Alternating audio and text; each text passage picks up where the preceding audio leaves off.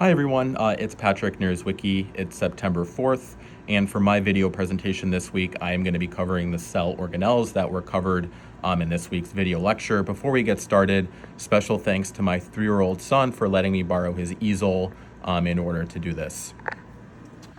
Okay, so before we jump into the specific cell organelles that were covered in this week's lecture, I think it might be helpful to kind of start with like what is an organelle and where does it fit in when kind of thinking about like a cell. So remember that the organelles are located within the cytoplasm, and that cytoplasm contains both the cytosol, which is the intracellular fluid, and then organelles. So kind of the way I'm thinking about it is the cytoplasm is basically inside of the cell, and then when you think about how the space is taken up, it could be taken up by the cytosol, which is the intracellular fluid, and then also the organelles, which are suspended within the cytosol within the cytoplasm. And then in terms of what an organelle is, right, so those would be the structures inside of cells that carry out specific functions.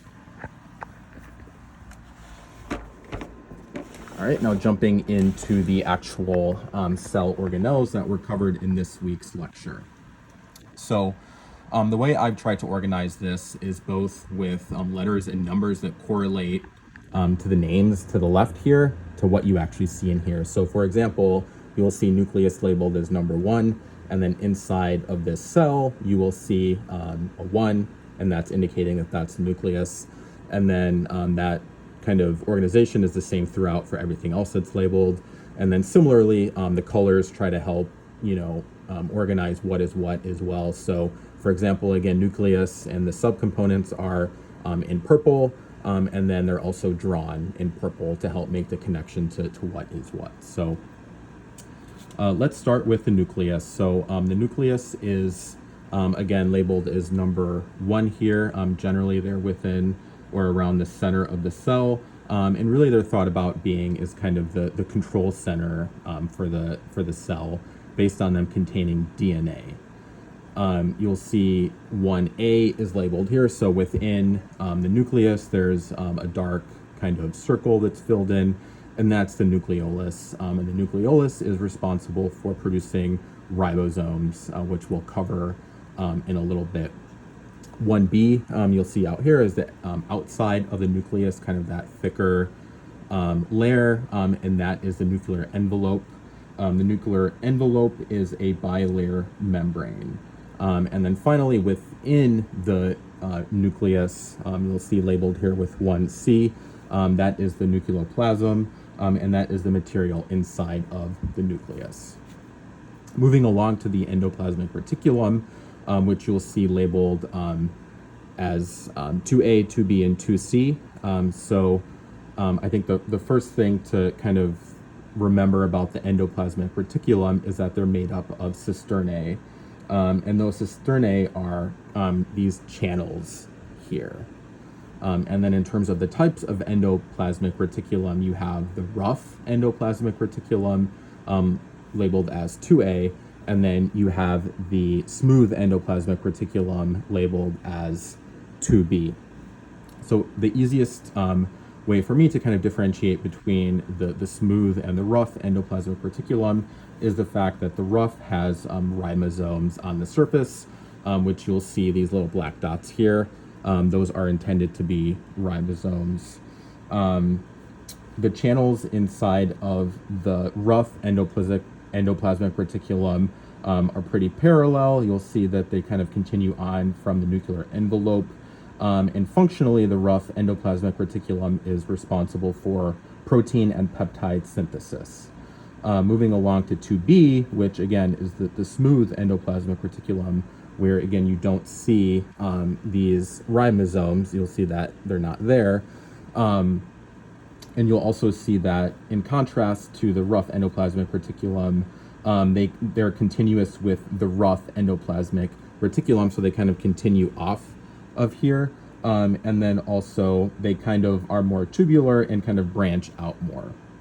Functionally, they're different than the rough endoplasmic reticulum because their function is to help detoxify cytoplasm or that intracellular fluid that we were talking about earlier. And then just to C, you'll see labeled here, again, that's the cisternae, which are those channels that the endoplasmic reticulum are made up of. Moving along to ribosomes. So ribosomes are created in the nucleus within the nucleolus, which is labeled as 1A. They're also located on the surface of the rough endoplasmic reticulum. And then additionally, they can also be located just within the cytoplasm, which you see labeled as 3, just within the intracellular fluid. Ribosomes are very important, right? They read genetic material and then create proteins and peptides based on whatever those instructions were, based on the genetic material that it read. Moving along to the Golgi complex. So they are composed of a collection of cisternae, same thing as the endoplasmic reticulum, which are those flattened sacs. And basically the Golgi complex finishes off and puts the final touches on peptides and protein synthesis, as well as synthesizes carbohydrates. So it finishes them off.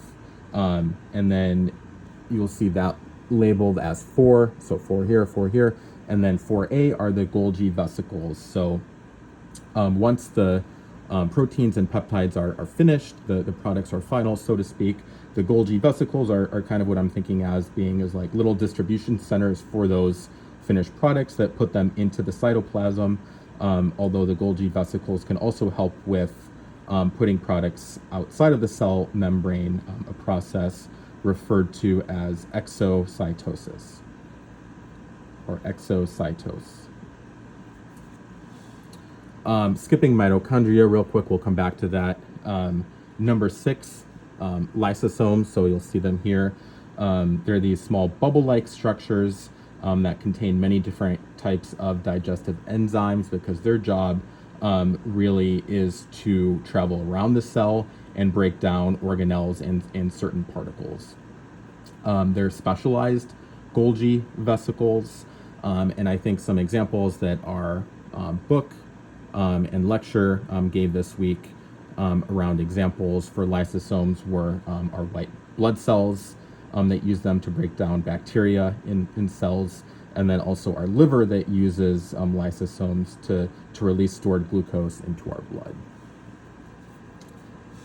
Number 7, and I apologize for the color here, it's hard to see being yellow, and same here, I tried to use the black to make it more clear with the number, but these are the peroxisomes. So they look very similar to the lysosomes, but they're not.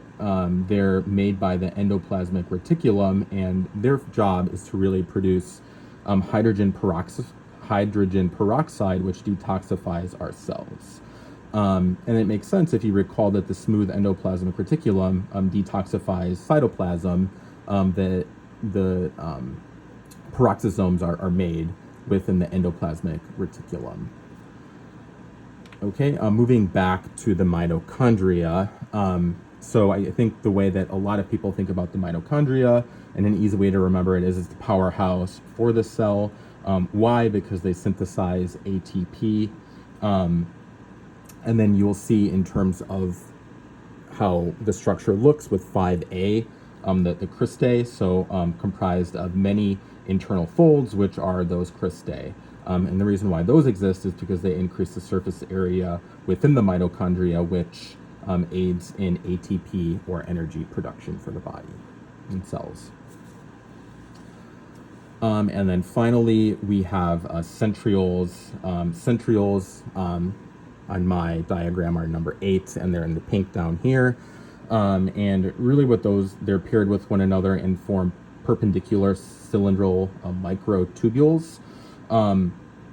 In really centrioles, their job is to help with moving and arranging components of the cell within the cytosol during cellular division. So it makes sure that things go where they're supposed to go as a part of cell division. All right, that's all I had for my presentation this week. I hope you found that helpful at all. drop me a line. And then I also am looking forward to watching all of your guys' videos this week as well. Thank you.